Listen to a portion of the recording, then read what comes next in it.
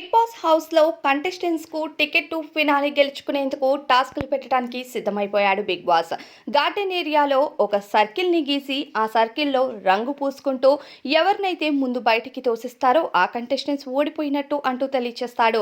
అయితే కంటెస్టెంట్స్ దీనిలో భాగంగానే ఒకరితో ఒకరు కుస్తీ పోటీలు పడుతుంటారు. ఇక నిఖిల్, పృథ్వీ ఎంత స్ట్రాంగెస్ట్‌గా ఆడతారో ఫిజికల్ టాస్క్‌ని మనం ప్రత్యేకంగా మాట్లాడుకోనవసరం లేదు.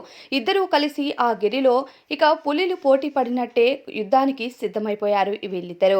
ఇక వీళ్ళిద్దరూ ఆడిన ఆట చూస్తే మరి ఎలా ఉంటుందో జనాలకి అన్నది తెలియదు కానీ ఈ టికెట్ టు ఫినాలే కోసం ప్రాణం పెట్టి కంటెస్టెంట్స్ ఆడటానికి సిద్ధమైపోయారు. దానితో పాటు మెగా చీఫ్ కంటెండర్స్ ఎవరవుతారు, ఈ వారం ఆఖరి వారం సెలెక్ట్ అయ్యేందుకు కూడా కంటెస్టెంట్స్ చాలా తపన పడుతున్నారు.